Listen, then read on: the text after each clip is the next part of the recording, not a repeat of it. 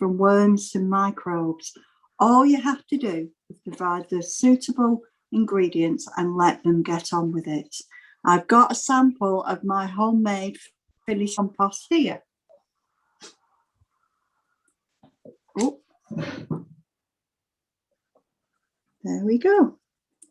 So it's dry, odor-free. It's a lovely, lovely, useful product. So now I'm going to do a really quick run through, a quick guide to how to make your own garden compost, and then I'll go into a little more detail later on. So the easiest way is to build a simple three-sided bay using fence posts and planks, or I use corrugated sheeting, or pallets are a good way to do this. Or you can use a ready-mix plastic compost bin. Can you take your name off it? Hello? I think someone's got their mic on. Oh, okay. Right, I'll just carry on. Okay, I'll try and mute them. Hello, everybody. I prefer to have a flagged base because I find it easier to shovel out of, but a bare earth base also works really well. And site it somewhere accessible. You need to be able to get a wheelbarrow in and out. It doesn't really matter if it's in the sun or in the shade, and a nearby water source is also really useful. And then simply pile your kitchen and garden waste into your composting system. Turn it occasionally with a garden fork, keep the heat damp, and use the finished compost in the garden when it's fine textured, like I've just described to you with the tub of compost. Now I'll go into more details. What should I put in my compost heap? Kitchen waste. Kitchen waste is a big part of my compost heap. I use a compost caddy, which is just an open top bin. I'm now going to reach down and show you my kitchen caddy. Oops. Yes, so that's my kitchen caddy. Okay, so in here we've got some kitchen roll, toilet roll tube, some carrot peelings, some sweepings from near the wood burner of ash and bits of bark, paper receipt, you know, bits of tea bags, coffee grounds, citrus peel, bit of a pineapple from last night.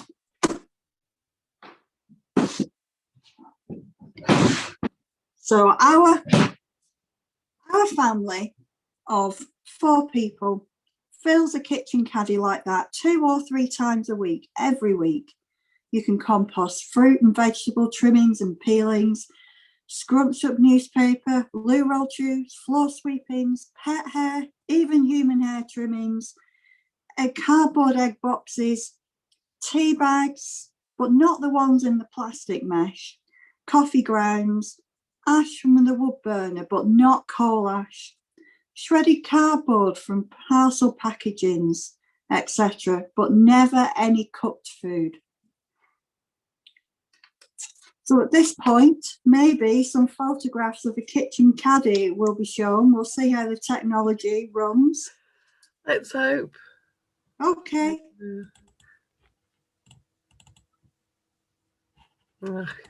It's so unpredictable. So you can just bear with us. That's okay. Right, I'll just talk over my...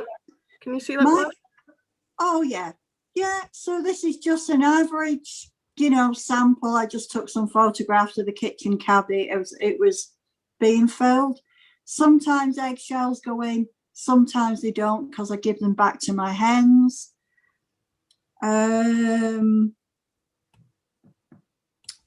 That's it, really. So no cooked food from the kitchen, no meat, vegetable peelings, that kind of thing, and garden waste as well. So you can use your grass clippings, your soft hedge clippings, but nothing too woody, weeds, dead bedding plants, prunings, poultry, rabbit and guinea pig bedding, but never dog or cat poo or fresh horse or cattle manure. Wood shavings, you can use them if they're in the bedding, but they do take a bit longer than straw to decompose. And don't add chunky roots like dops or dandelion or couch grass, because they just don't break down, even if you chop them up with a spade. And they'll regrow when you add the compost onto the garden. Also, be really cautious of adding seeding weeds or garden plants. Like I have honesty, the perennial flower honesty, it just comes up everywhere because it got left in the compost heap one year. And the same with poppies. Just be careful. They're beautiful, but you might find that you're weeding out them forever and ever and ever. So the seeds of plants may still be viable after the composting process and germinate all over your garden. Autumn leaves can be added in small amounts, but they decompose much more slowly than garden compost and are best turned into leaf mold using a slightly different process. So now, if it's possible, Sarah, we could show some photographs of my compost heap at home. Because I've got quite a large garden, I have two large bays. Oh, there we go. Yeah. So that's my compost heap 2 weeks ago. Well, a week ago. It was a little untidy.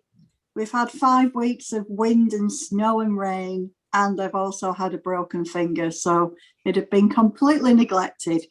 But I spent a day sorting the compost heap out, and I've made videos of that process running throughout this workshop.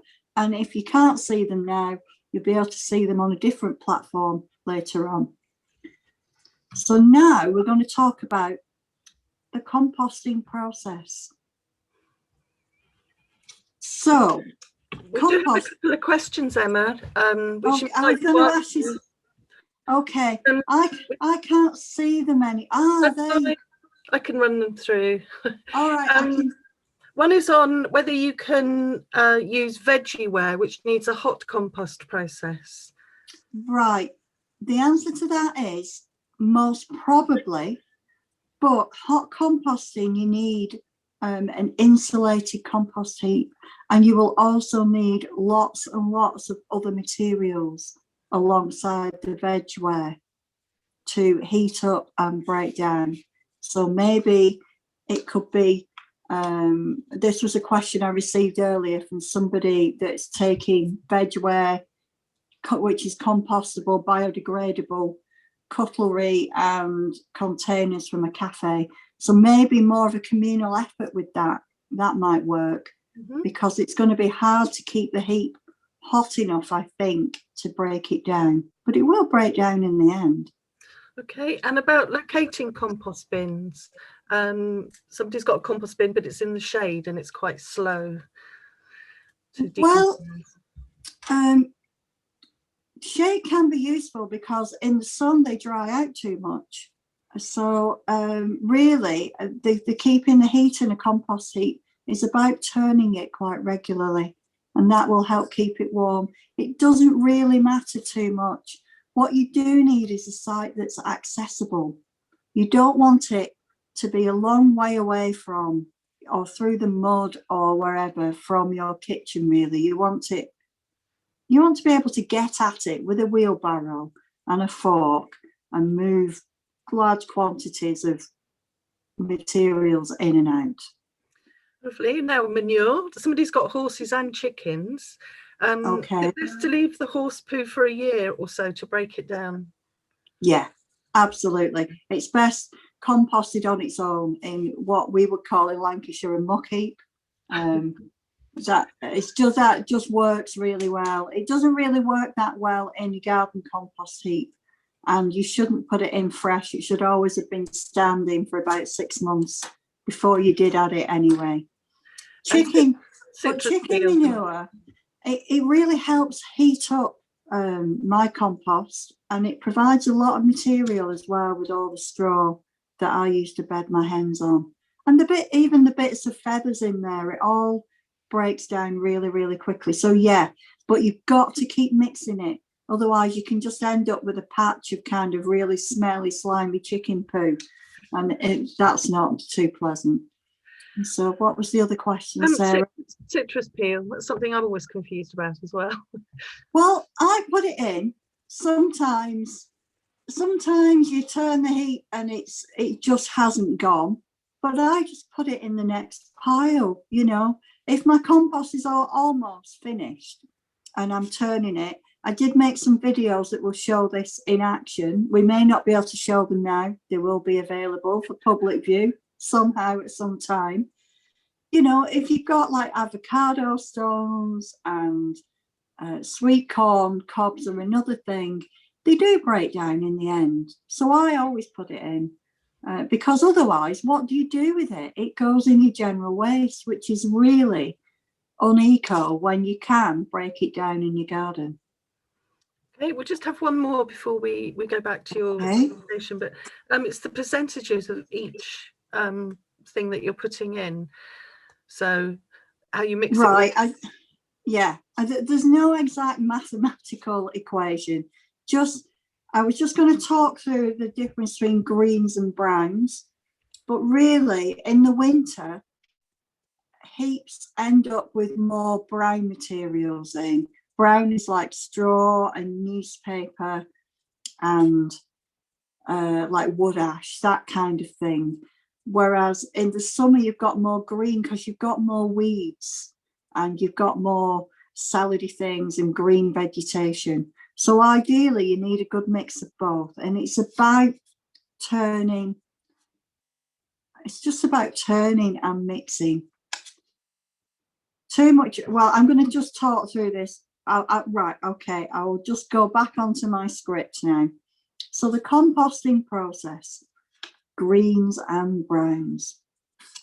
Successful heaps are a good mix of bulky, drier, brown materials such as straw, dead garden prunings, cardboard, potato shells, etc., and greens that are wetter and softer, such as grass clippings and soft green sappy weeds and salady type plants.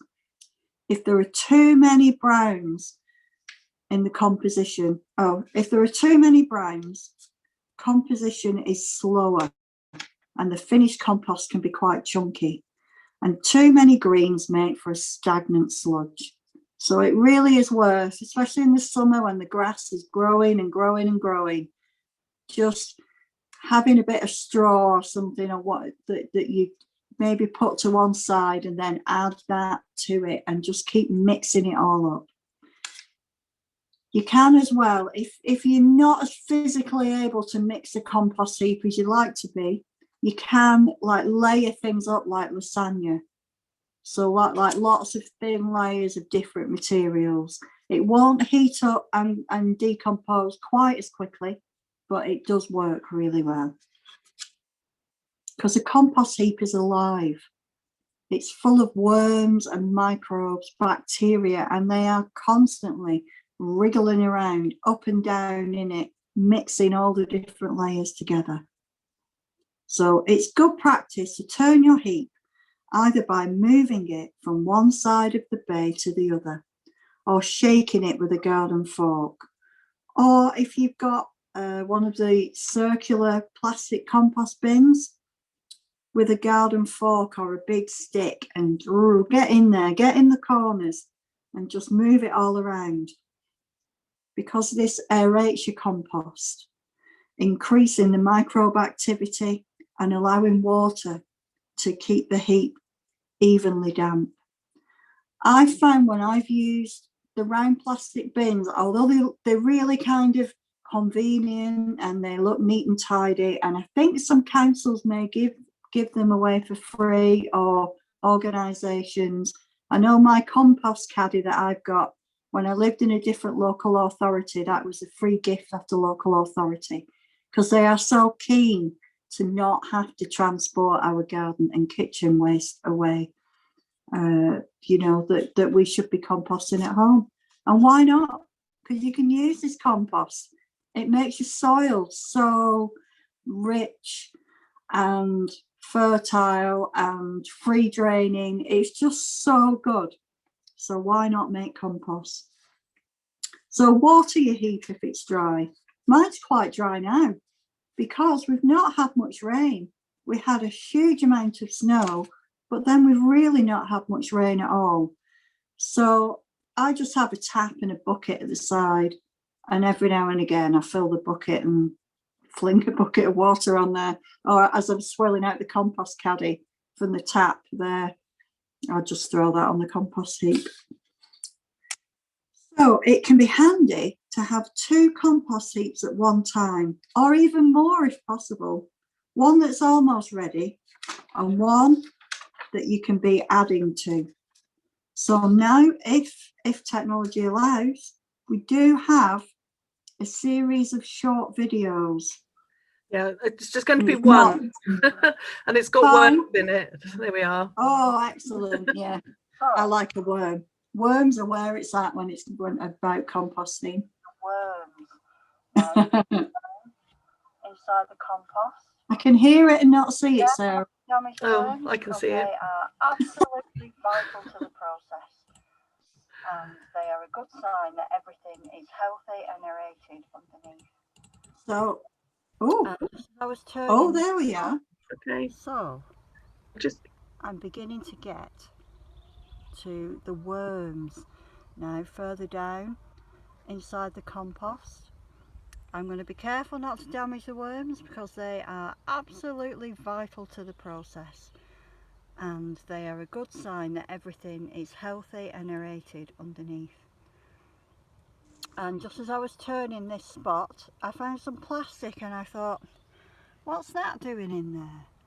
But it does say it was suitable for composting, but commercial composting, which is hotter, I thought, let's give it a try. So it's been in here about, I'm guessing about 2 months.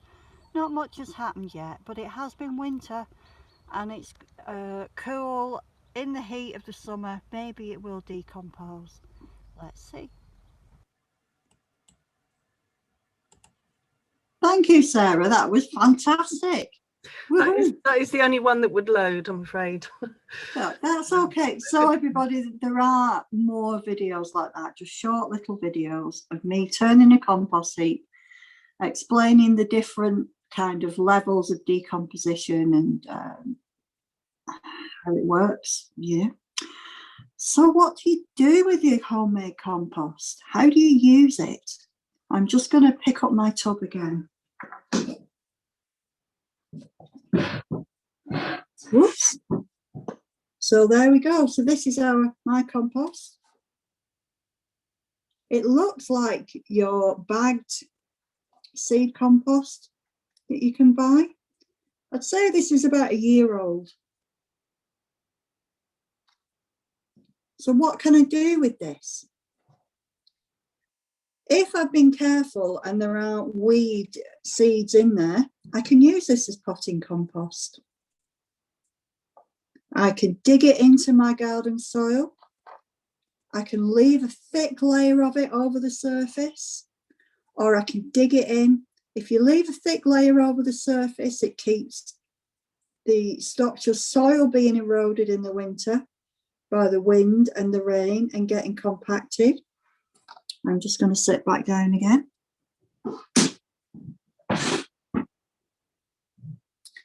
I can use it to fill tubs. Hello, I can use it to fill tubs and grow my vegetables in there. If the compost is chunkier and it's not quite decomposed, you can still use that. If you dig a trench and fill the trench with chunky compost, you can plant peas and beans over the top of that. I can put it in the bottom of potato growing sacks or potato trenches. It's really good for growing peas and beans and squashes, the kind of plants the vegetable plants that grow really, really quickly. And then, of course, all your bean stalks, your pea, leaves and stalks and the pods, everything that you're not going to eat then goes back on the compost heap. So how do you use your homemade compost? You can fork your kitchen garden waste, fork into your kitchen garden for a well-structured, fertile, moisture-retaining soil. Use it as a mulch around perennial flowers, fruit trees and bushes. Fill tubs and potato growing sacks. Fill the bottom of growing trenches for peas, beans, squash and potatoes with a chunky compost. It gives them a real good reserve of nutrients and moisture. An almost ready compost heap can also be a really handy extra growing space for squash and potatoes. By the time your veggies are cropped, the heap will be ready to use and the plant waste will go back into the new heap. So compost heaps are really great for growing courgettes and pumpkins and potatoes in. So I will do that. I do that every year. If I'm running out of space, because pumpkins take a lot of space, I'll plant a couple in the top of my compost heap. Sometimes the slugs get them before they get away, but then they grow so quickly with all that nutrition and the damp and the warmth that it's usually really successful. So Sarah, have we got any more photographs that we can be using? Are you there, Sarah? No, I'm not quite sure what's happening now, everybody. It's fine. So, Screen sharing problems, but I shall try again. Can you see the okay. lovely wheelbarrow full of compost? No, we can see No. you. You look well. lovely. Okay, well, we'll share them on our Okay. our gardening group, Facebook group at the Learning Centre, and email them out as well. Okay, We've right. got some questions if you like. I was going to say, let's do some Yeah. questions. Okay, can you put horse manure in straw, or does this need to be rotted down before being added? There's another horse. Really, your horse manure should be in its own separate, what I call an old-fashioned muck heap. It's not good. It's just really not good to put in a garden compost system. But once it has broken down, it is a really useful ingredient in your garden. Okay, and seaweed, what about the saltiness? Do you chop it up, or can you put it on straight away? Well, you can do both. It really isn't that salty. And if you were really worried about that, you could hose it off. But I've used it here. I just collected it when it's been dried and kind of broken up on the beach. And I know my mum does this, but putting carpet on top of the heat, on top of the compost bin, with the heat in, is that a good idea? I don't know, but I do it because I've got an old rug and I use it. It helps my compost heap, when it's almost ready, stop drying out. Mm-hmm. But really, as for keeping the heat in, I don't think it makes that much difference. Mm-hmm. And they can be quite messy to handle when they're damp. And yeah, I'm undecided. I'm sitting on the fence with that question. Okay, now I know Highland Council supply compost bins. What do you think of them? And do you have any top tips for keeping them turned over? I have two. I will put them on a flag base is really handy for those, because you can pick them up, kind of lift them up, and the compost kind of stays in that kind of shape. And then you can stir it up and then throw it all back in. I find that they end up where only a patch of them inside is working really well, and they get like dry at the corners. If you've not got anywhere else, I think they are a good thing. I'm not always convinced that they get damp enough either. So if you've got one of them, if you're using those, I would leave a bucket next to them, just open for the rain. And then when it's full of, you've got a bucket of water there, when you go past, just tip it in and put your fork in and give them a good stir around. Can you use compost in pots?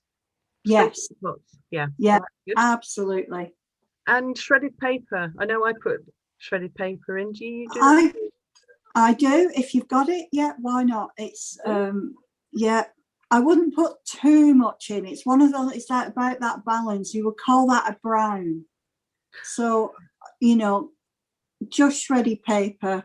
It's not really got any nutrients in it, but it will break down. It's got fibre in it though that's really useful. So you would need to make sure you've got your vegetable peelings and other kinds of more wet, softer materials that will get that. It's about the heat and the worms and the mix. It's all about the mix. We've got a question about toads. So someone's got I love a toad living in their heap. Do you know if they live there all year, or if you can fork it over in late spring and not disturb them because you don't want them impaled? And also about nettle roots. So we've got toads and nettles. All right, toads, gorgeous creatures. I love them. You've just got to be careful. If you know you've got toads in your compost heap, they will kind of have made a little burrow that they live in. So just have a look before you start putting the fork in at the bottom. They won't be in the top of the heap because they don't climb, but they will be underneath because you're providing a massive store of worms and warmth. And it's really, if you're a toad, it's a really cozy place to be. I also find in my compost heap, I've got like voles nesting in the corners and all kinds of things. I know in southern England, you get grass snakes laying their eggs in compost heaps because they really like the warmth, but we don't have them here. And as far as I know, I've never heard of an adder being in a garden compost heap up here, but don't rule it out. So with the toad, just be careful. Just, you know, have a bit of a look first. And they don't. Pig waste. Do you have to leave that for a year before? Yeah, it's fairly, pig waste is fairly strong. So I would do that. You could do it in a bay system like I've got, which is just 3 fence posts, some pallets or some tin, because it does decompose better when it's all stacked on top of each other rather than in a really kind of shallow heap. But yeah, it will be really super fertile as well. So you might have to be cautious with some plants, may not like that compost. It might be just a bit too much. Something I meant to say with using homemade compost in the garden is that rooted vegetables like parsnips and carrots, just be careful not to have too much of your homemade compost in that soil.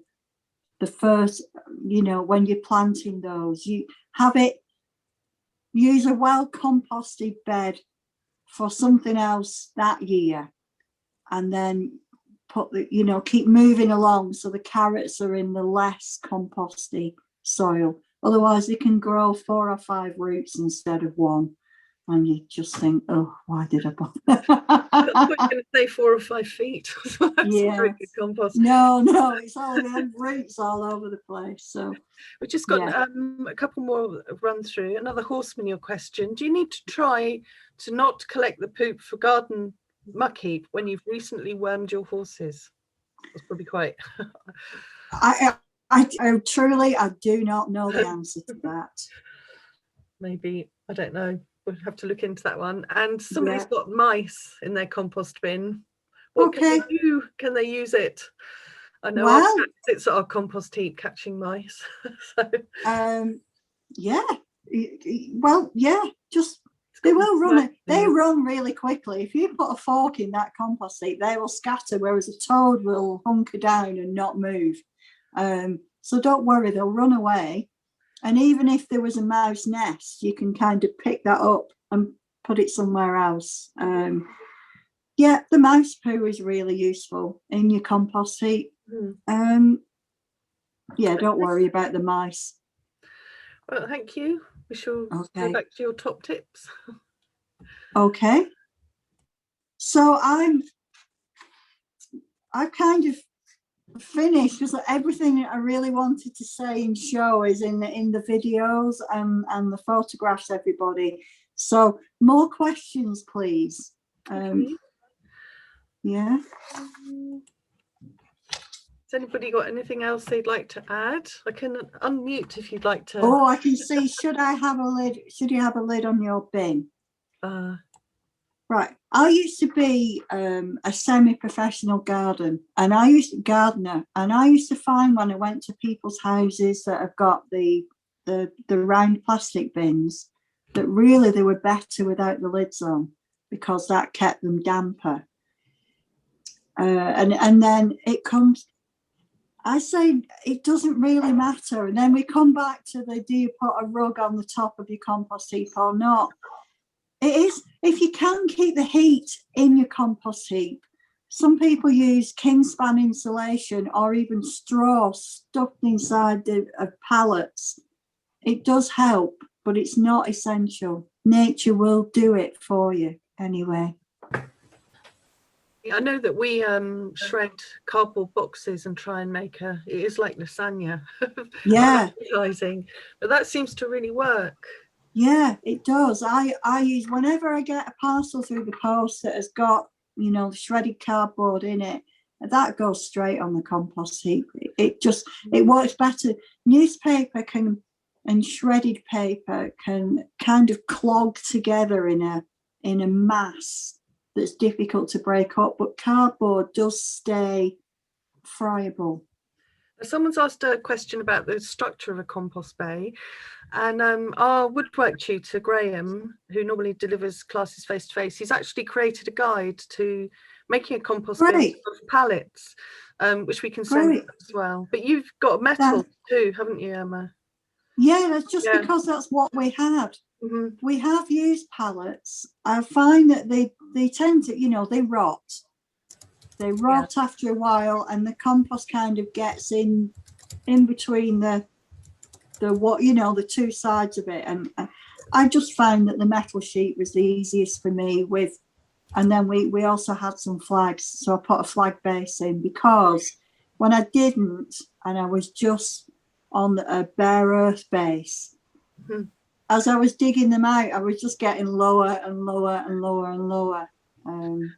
And I just find it easy. I can dig out on one side and I throw it over the top into the other, and then just kind of scoop it all up and move it to one side, as the videos will explain. And grass cutting, do you put grass cuttings in your? Yeah, I do. I layer like a lasagna often, because sometimes I've got a large garden and a long lane with a long verge, and you just get so many grass cuttings all at once. Yeah, so it's about mixing. It's about just keep mixing everything up. Mm-hmm. Sometimes you will end up with a compost heap that's got a bit too much green in, but it's all right, because in no time you'll end up with a barrow full of potato stalks or something else. You just chop it up with a spade, get your garden spade, chop them up a bit, and just mix it all in. And your kitchen caddy as well. You end up with quite a lot of cardboard and kitchen roll and things in there, so that's a good mix. Should moss be added to the heap? Somebody's got a damp lawn to break up a lot of moss. Yeah, well, my so-called lawn is a lot of moss, which is fine, because it's also full of daisies and everything else, and that's how I do it. But yeah, more moss is great. I find moss holds the moisture in your heap, and it works really well. It breaks down really quickly, and just absolutely yes. You know, I throw in like buttercups. You know, I'm always weeding buttercups out of everywhere, and they break down really well in a heap because they've not got those big thick roots. Oh, somebody asked me about nettle roots earlier. No, just don't. That you can put the nettle plants in, and they're a good heater upper of compost heaps, and there's a lot of nutrients in nettles. Just watch your hands. Even if they've been in there a couple of weeks and you go in with a bare hand, they can still sting. But not the roots. The roots, just put them in your general waste or burn them, or put them in a corner of the garden that you don't mind. We made Nettles growing. we call it nettle poo. We made nettle compost last year, and it does stink, but it's so good. You just leave the nettles stewing and stirring them every so often, and it becomes dark green pongy liquid. Yeah, I made comfrey. I make comfrey liquid, and it just smells like nothing else. It's vile. When I come in, my husband goes, "You've been doing that again, haven't you?" It's like, oh. But the plants absolutely love it. So so you can do that with nettle roots and nettle leaves as well. Okay. We've got quite a few more questions actually. Yeah, great. Needs to source a large amount of compost for the initial set up of no-dig raised beds for a polytunnel. So where would you go if you were buying compost? If someone's just I wouldn't buy bagged compost for that. I really wouldn't. It's very, very sterile. It's not alive. Try and find. I'd go for horse stables, or Stacey with the pigs, and whoever was saying, "What do I do with all this horse manure?" Put a shout out on social media and just say, "Look, I need a lot of you want it reasonably well rotted for like deep filled beds." But if it's not too well rotted, also you can create hot beds out of that in the summer, which might be really useful for your squashes and potatoes and things. Can you soak weeds for 6 weeks to kill the seeds and then put those in? You can. It'll start getting really, really smelly, but you can do that. Anything that saves us all. Getting in a car, starting the engine, driving out to the local hardware shop and picking up a bottle of something in a plastic bottle, to feed our plants. Yeah, use it. It's all free and natural and out there. What about brambles? Are they too woody for compost? I'd be very cautious. Brambles are, they're just renowned multipliers, aren't they? Would you put comfy tea in compost? No, I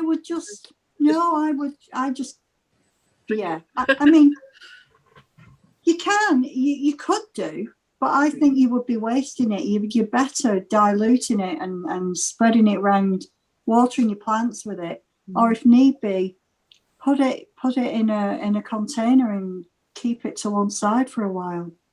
Now this is an interesting one, because I was thinking about this with tyres. If you're using pallets, do you need to be careful about how they've been treated? So if the wood has been treated, they've got stamp marks on. If they've got stamp marks on, you shouldn't be using them anyway. The blue ones. This is difficult. It is. It's one of those questions that I ponder. Like I'll sweep our barn floor when we've been sawing wood, and I throw the sawdust on. And I don't know whether it's been treated or not, but I don't know. It's each to their own. I use garden sleepers as edges on my vegetable beds, and at some time they've been treated with preservative and tar. So I don't know. If you're really organic and really cautious and sensitive to that, don't.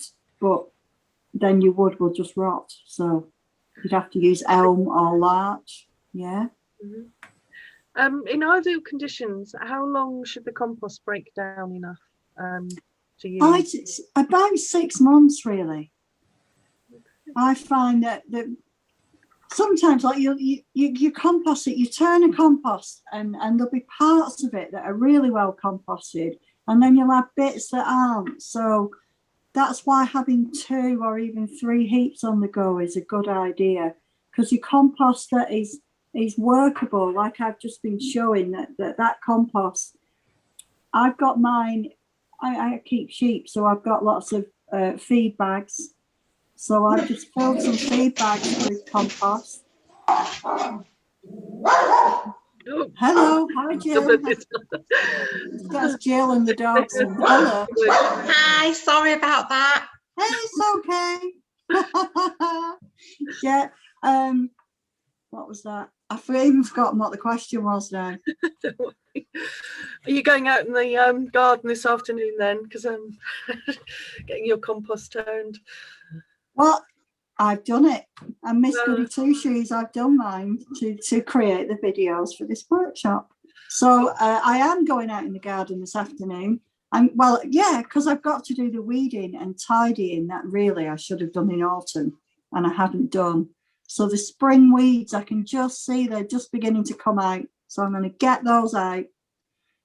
I just go around the garden, sit there with the radio on and a bucket, and I just keep putting the weeds in the bucket. And then when the bucket's full, trundle off to the compost heap, throw it on. Yeah. Lovely. Emma, can I ask a question? My question was earlier on about the grass, but really it was about, I'm a single person, household. Okay. Yeah. Have had compost going for quite a while. And my question really was, I have a big scalp of grass that I mow. Yeah. But because I'm only one person, would there be value in kind of having a grass heap and then, because otherwise I've got big chunks of grass and then just a little bit of household stuff. So I'm wondering if it would be more valuable to kind of keep the grass to one side and then just put it in time rather than, because my whole compost will suddenly just be grass and it goes down fast though. So I'm just not sure. That happens to me as well. It's just that seasonality, isn't it? It's really difficult to keep a steady mix going. But if the grass is not, what should I say, too finely processed, if it's got moss and other things in it, it may break down a bit more slowly and have a bit more body to it than just really soft green grass cuttings.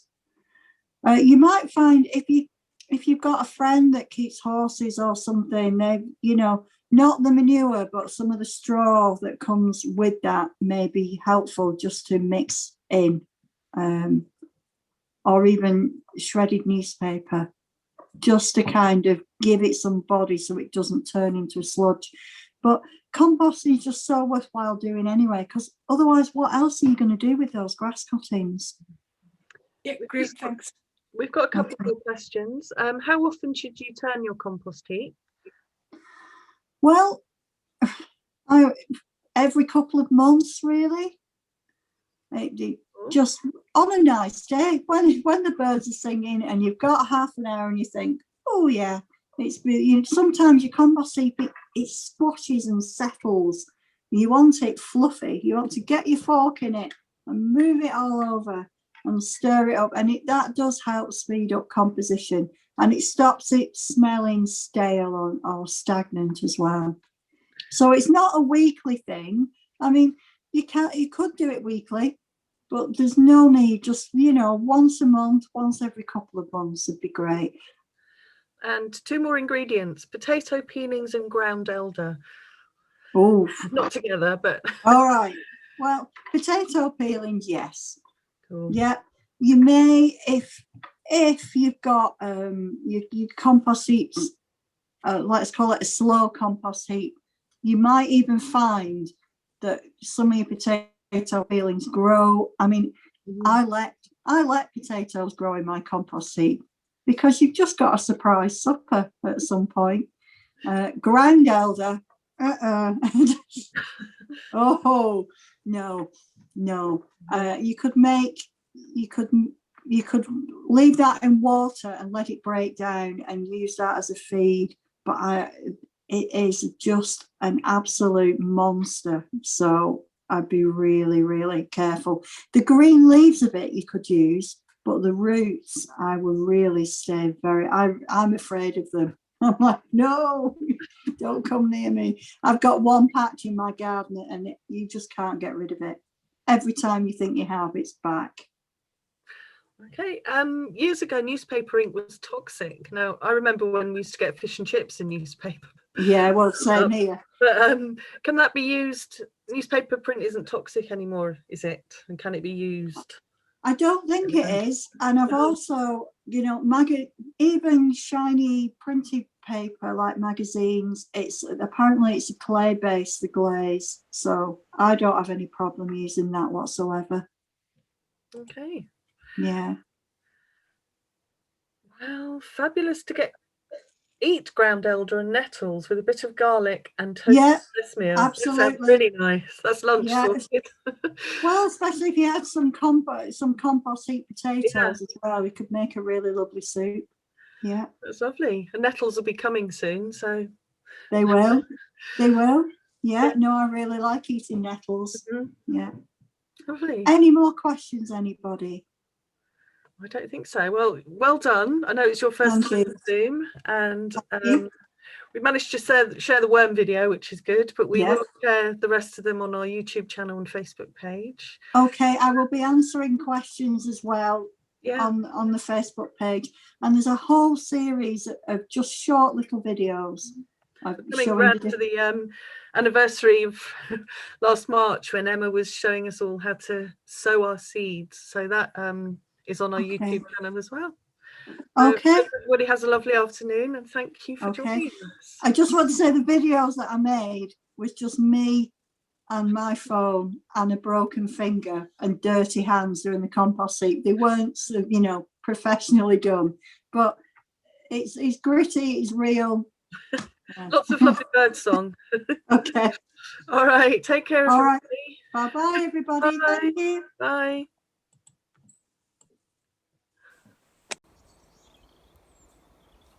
So here you can see some of the things, well, what my compost heap is made of, which is straw bedding. It's made of kitchen waste, a rotten cucumber, the cardboard from the inside of a toilet roll tube, a bit of the straw plat from my garlic, which was grown using compost. What have we got? Bits of newspaper, peelings, ash from the wood burner, all kinds of things. In spring and summer there's often a lot more green material in here because the weeds from the garden and grass clippings go on too, and they all get mixed together. But because it's winter, despite don't be fooled by the bird song and the sunshine today, because this time last week it was minus 14 at this time during the day, and now it's at plus 14 and I'm wearing a t-shirt.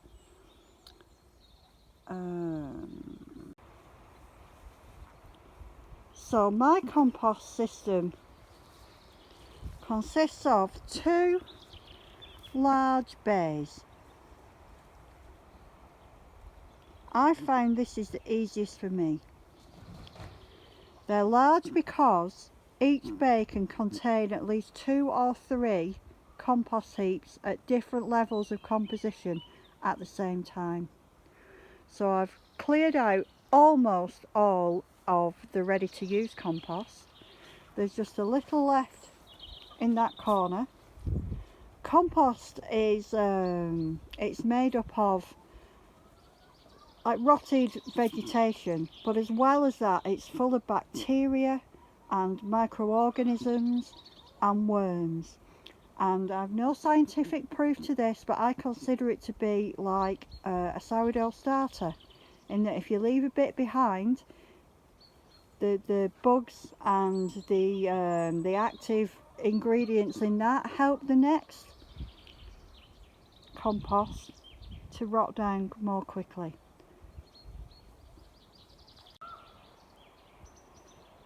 So I've tidied up my compost heap. I'm almost done. So all my hen pooey straw is now over to the left. Next to it, thrown over from the other side and stirred up and mixed up, is my semi-rotted compost. It's got lots and lots of worms.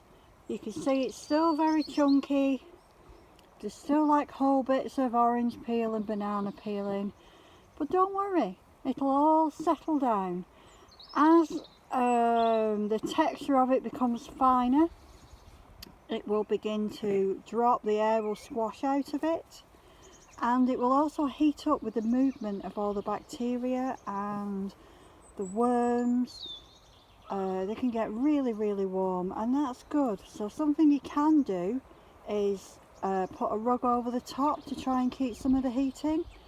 I'm never sure whether it makes a great deal of difference or not. Oh look, there's a worm eating its way through. Going to break everything down into delicious crumbly plant growing compost. So in the heap that's left here, this heap is kind of, it's almost there. It's almost there. It's got very squashed. It's been there since the summer, the end of the summer. I can see at the top there's still some remains of old tomato stalks.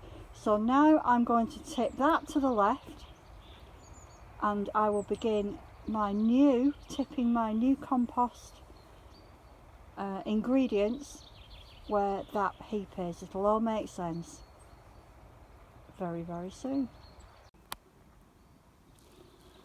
I always find things in my compost heap, things that you weren't quite expecting to find. So I've just found supper.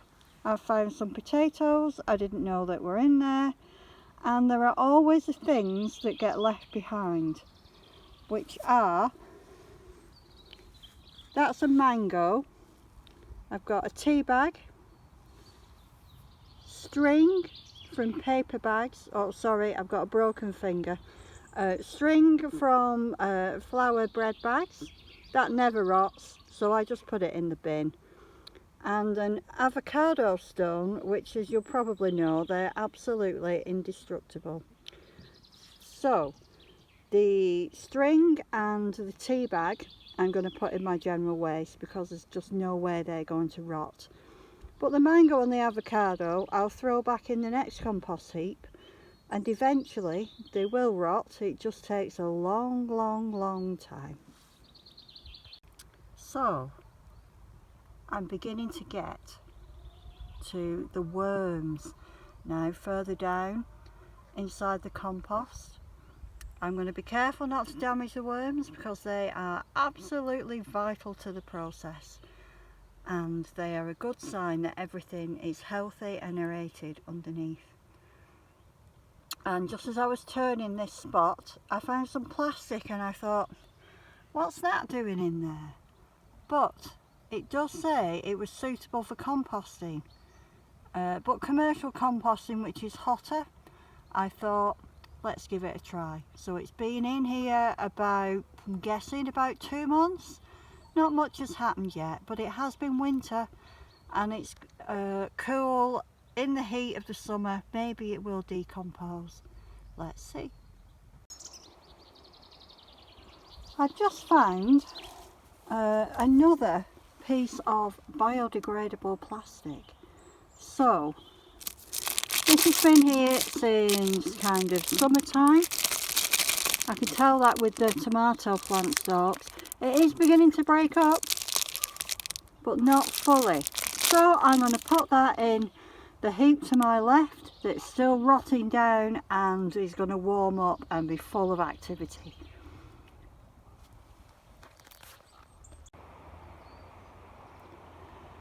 Job done. So here's the pile that I just moved from there to the left on the flag base, and if we have a closer look, you can see it's quite chunky. A couple of worms, not many, not much that you can still identify, like orange peel, things like that. So this will be ready in a month really. It's kind of ready now to go on the soil on the garden to grow my vegetables for this year. It encourages all the bugs and grubs and goodies that are in your soil to get active and do what they do best. It's such a marvellous material.